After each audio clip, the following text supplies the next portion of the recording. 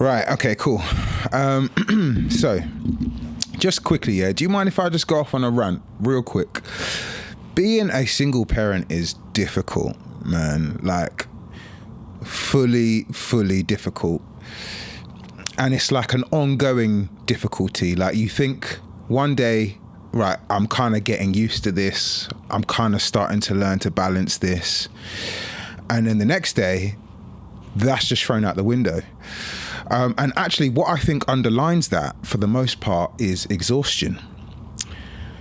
You're just doing so much. And the funny thing about it is that you do like really intense times, really intense moments when you're actually with the children, when you're looking after the kids. But you also kind of have to be very mindful of planning ahead when you don't have them. Right. So even the times where they're not necessarily in my care, my mind is going through the motions of preparing for their arrival, what we'll do, where they need to go, where they need to be, what they need to eat, who they need to see, even the things that I need to do and get done in that time. And that might even include sometimes having to arrange childcare, you know, to look after them in my absence, if that's the case. And it's just like, it's an all around the clock thing, you know, it's actually mad. And I never really thought that I would kind of feel this way about parenting. Obviously, I didn't anticipate separating, divorcing. I didn't anticipate that. And so my expectation was to constantly, you know, as a younger person, my expectation of having kids, and certainly like the first year or so of actually having them, was that we would share the load, you know, the responsibilities. Now, even that is difficult, and actually for the early years is knackering anyway. Like, you need as many people around to support the early years as possible. But when you kind of just sort of getting out of that and start to kind of get to routine, and when they start to get older, of course, it's interesting how much it actually takes. And it's the reason why I say that is because it's not something that you can kind of just settle in and get used to. The moment you settle and get used to it, they age and they grow and they change and they adapt. And now you need to do the same with your parenting, you know, and it's like constant catch up. The exponential growth of a child is insane. And if I'm honest, I would long to be a kid again, because we never get those days back, right? Which is also why I parent so vigilantly. And I try not to cross into like the anxiety side of parenting, but I would say it's vigilant. And that's why I use the term exhausting, because it is a lot to constantly be thinking about these little humans that need taking care of. But I would say that my parenting is, it's, you know, it's ongoing. It's continuously evolving, continuously being stretched, continuously being pushed and challenged. There's a lot of times where I feel like I'm failing. I'll be very honest with you. It's not all the time, but there are just moments where I'm like, oh man, I'm failing. And actually that is probably where, if anything, those feelings of anxiety do start to pop up a little bit. But I often just kind of, you know, I know what that is, and I can kind of prepare for that and get rid of it. But yeah, it's a real challenge at times to kind of keep up and not feel like you're failing, to be honest with you, as a parent. But that being said, I think the showing up anyway, the effort anyway, trying anyway, despite the fact that you feel like you're failing, if that is the case, is like a whole nother strength and a whole nother level of parenting, and actually what it means to be a parent. Let's call it what it is. They don't call us friends, right? And I'm not saying your child won't call you a friend, but what I'm saying is the legal term for what we must do to this other human is parent them. It's not, our first point of call is not to friend them. And the reason why I think it, you know, the word is all encompassing is because it requires so much. Like, it's sacrificial. Parenting is so sacrificial. And, you know, I'm saying this, and as I'm saying it, I'm thinking about my parents and everything that they did for me and my sisters. And it's like, yeah, it's sacrificial, but then equally, I would have it no other way.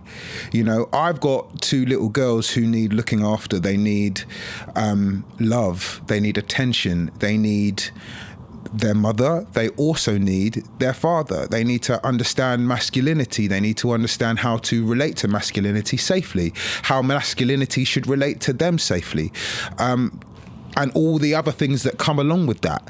So it's a lot. It's a challenge. And for all the single dads out there who are doing it, and oftentimes, might I say, kind of not expected to, like, it's like the actual statistics may be in favor of that, but the reality is that when you do get a dad that's really trying to do his bit for the kids, it's kind of like sometimes unseen. Now, what's interesting about that, if I can just tangent for a second, is that it's really noticed when I go to like soft play or something like that, take them out to a restaurant. It's really like, oh, you're doing a daddy daycare or whatever. And I'm like, yeah, I'll take that because respect, I'm looking after my children. But equally, it's like, I'm doing it as much as the next parent would. Do you know what I mean? Or as you would. So it's not so much like, look at that. It's just a nice glossy shiny thing. It's like I'm really out here hustling. Do you know what I'm saying? So when you catch us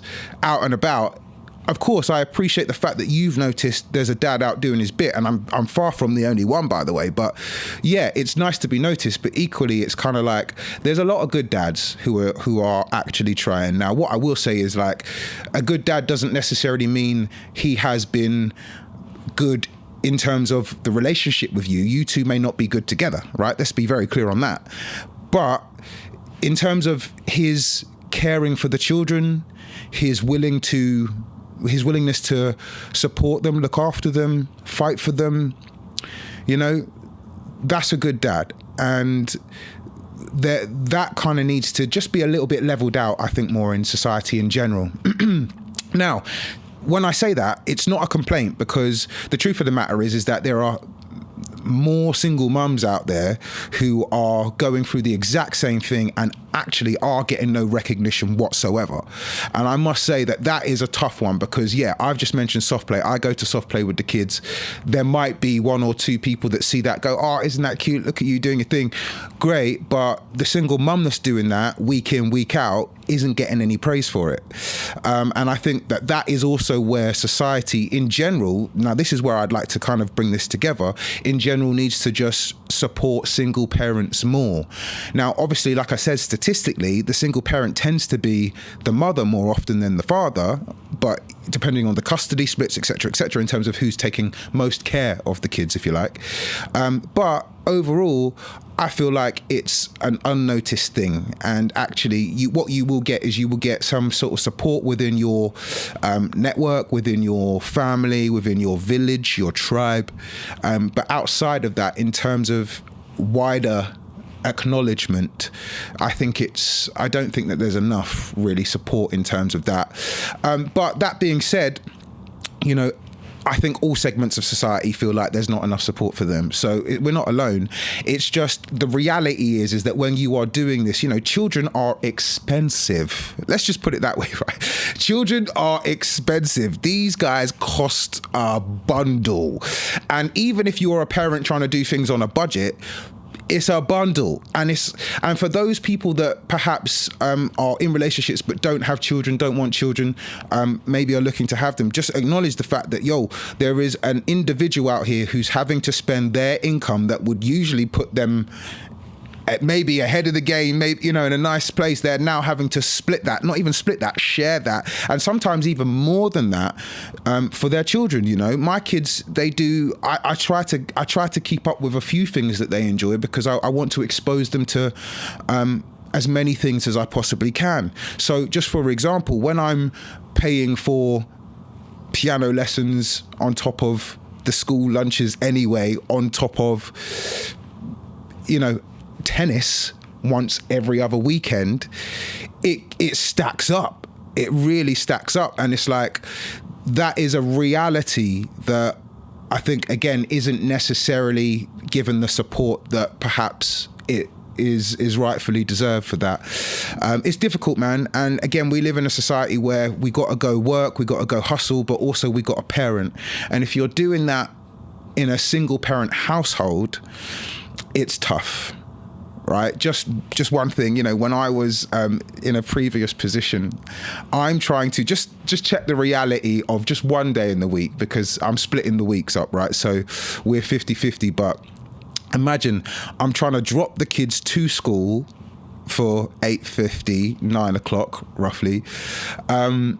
I'm trying to get to the office, the workplace, by 9:30. Impossible, by the way, because it's way too far from the school. Just so happens to be where they go to school. I'm then trying to get back to the school gates by 3:20, and then having to obviously take them back home, cook them dinner, look after them till bedtime. Let's call it 8 o'clock, and then pick them back up because I've got them, and take them to school in the morning, you know, or if it's a weekend, it's my time to now hang out with them. So you imagine trying to put working hours into that.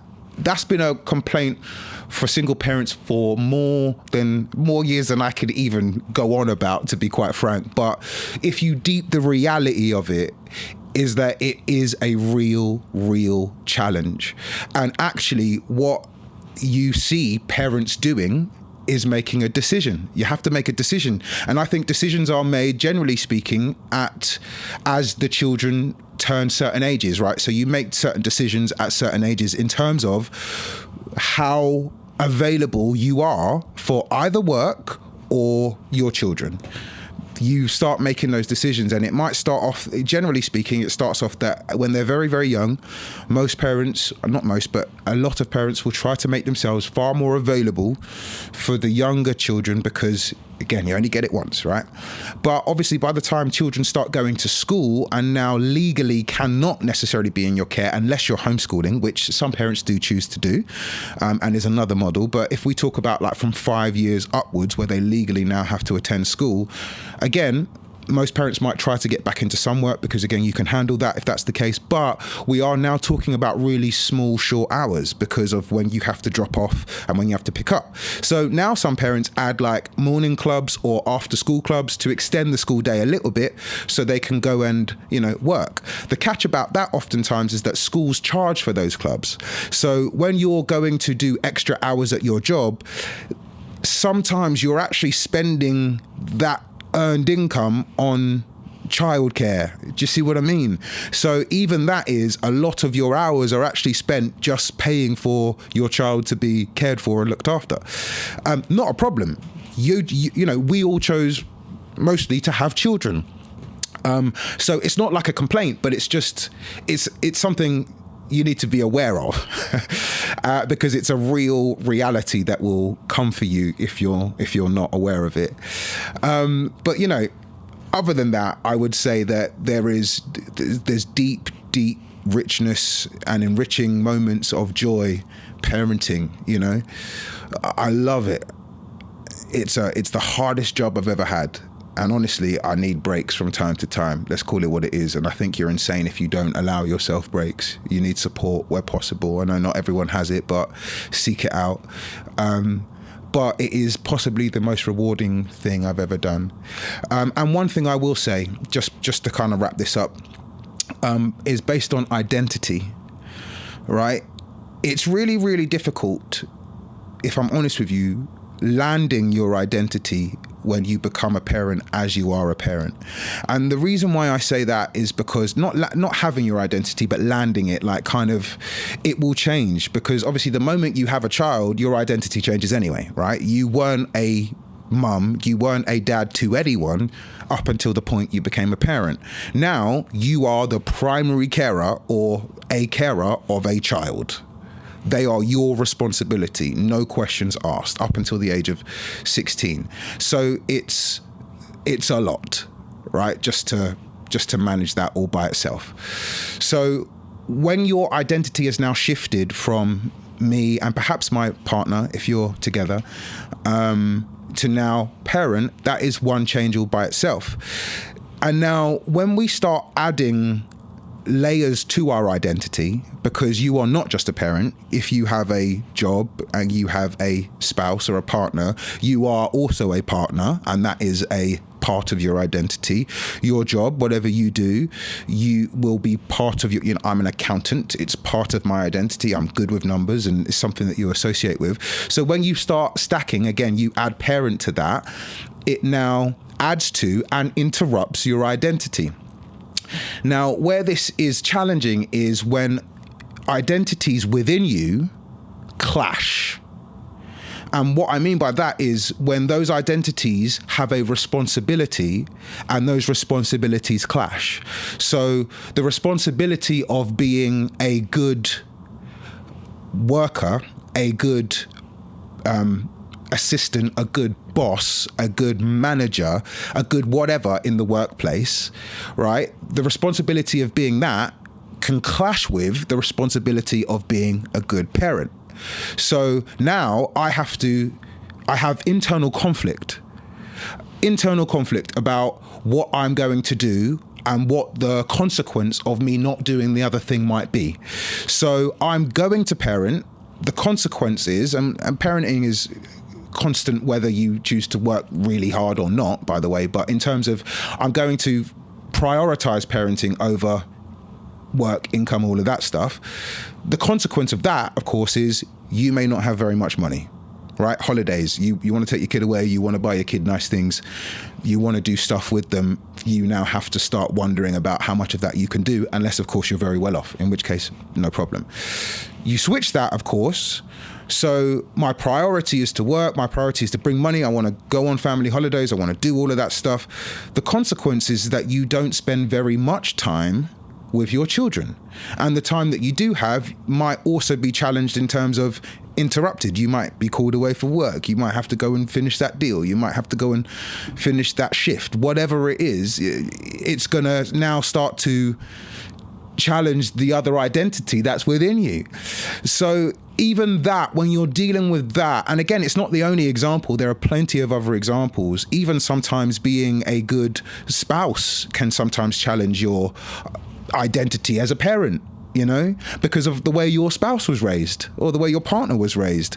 They do things very differently in their household. And so now your love of them and your want to bring them into family and be a part of their culture is now conflicting with your culture and how you were raised and how you were brought up and how you spent family holidays. And so it becomes like a clashing of identity, which is ongoing because the child keeps growing and things keep evolving, and new challenges arise. So that being said, I think it's just important to be aware of it, because awareness helps you prepare for it. And if you're prepared for it, at least it means you can kind of normalize it, as opposed to think, one, you're doing something wrong, or two, internalizing that and feeling anxious. It's difficult enough to be a parent without having to feel anxious about every little thing that you're doing right or wrong, or every little thing that the child is experiencing. It's tough enough even on good days. So yeah, lastly, don't believe all of the social media stuff, right? If you're looking at your family, your parenting style, your children going, we don't have it like this family I love and follow on Insta or TikTok or whatever it is. Listen, those are flash moments in a day. You've got a whole day of parenting, yeah? We go to the beach, we go and get ice cream, we go and get this, but at 2:00 they have a tantrum. And at 3:00 I started feeling a bit ratty, and I didn't want to go for a walk, but we went anyway, and so I was a bit moody for the first 10 minutes. Do you know what I mean?